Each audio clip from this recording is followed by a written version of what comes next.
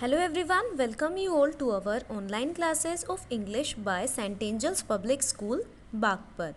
Today we shall continue chapter 4 of your English book. The name of the chapter is The Strange Medicine, अजीब दवाई.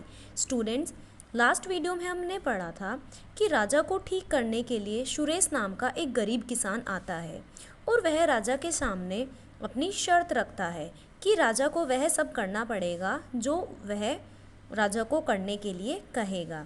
Now we shall read what happens next. Let's start.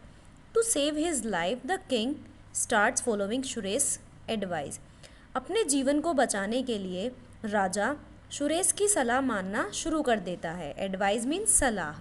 But it is too difficult for the king to follow the instructions in toto. लेकिन राजा के लिए उसके आदेशों का पालन करना बहुत मुश्किल था. इंस्ट्रक्शंस होते हैं आदेश. On the very first day, he somehow walks down to the neem tree, but not without the help of a dozen royal attendants, and pulls down a leaf. और सबसे पहले दिन दर्जनों सहायकों की मदद से राजा किसी तरह पेड़ तक पहुंच जाता है और एक पत्ती खींच पाता है. After coming back to the main gate of the palace, he sleeps for the whole day. और दरबार के मुख्य द्वार पर आने के बाद वह पूरा दिन सोता है. Then next day Suresh comes and gets the report. फिर अगले दिन सुरेश आता है और रिपोर्ट लेता है, सूचना लेता है. मीन्स कि राजा की हालत में कितना सुधार हुआ है. However he encourages the king to continue the treatment. हालांकि वह राजा को अपना इलाज जारी रखने के लिए प्रोत्साहित करता है. एनकरेज मीन्स प्रोत्साहित करना. The same incident is repeated the following day.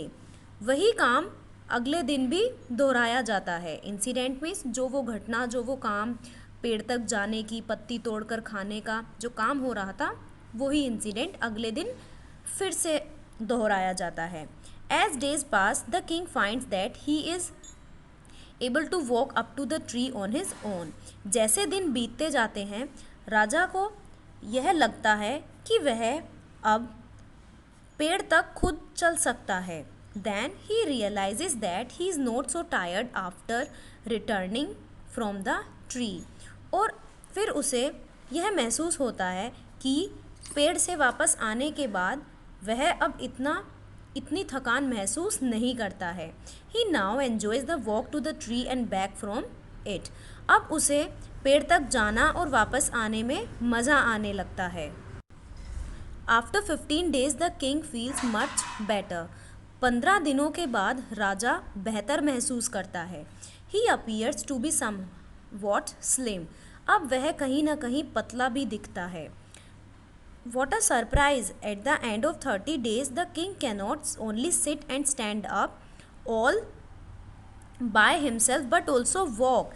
क्या आश्चर्य है. सरप्राइज मीन्स आश्चर्य कि 30 दिनों के अंत तक राजा न केवल अपने आप बैठ सकता है और खड़ा हो सकता है, बल्कि वह अपने आप चल भी सकता है.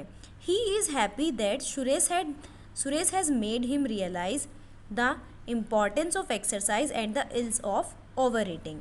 वह खुश है कि सुरेश ने उसे यह महसूस करवाया है या इसका एहसास दिलाया है कि व्यायाम कितना महत्वपूर्ण होता है और ज़्यादा खाने से क्या क्या बीमारियाँ होती हैं. इम्पॉर्टेंस मीन्स महत्व. As promised, the king gives a bag full of diamonds and jewelry to Suresh. जैसा वादा किया गया था राजा सुरेश को एक हीरो से भरा बैग और कुछ आभूषण देता है. Suresh returns home as a rich and famous man. Suresh एक अमीर और प्रसिद्ध व्यक्ति के रूप में वापस लौटता है. Everyone in the village is happy. गाँव में हर कोई बहुत खुश है. So students, with this we have completed this story. और इस कहानी से हमें यह सीख मिलती है कि हमें रोज़ाना व्यायाम करना चाहिए और हमें ज़रूरत से ज़्यादा नहीं खाना चाहिए. I hope you all understood it. Thank you.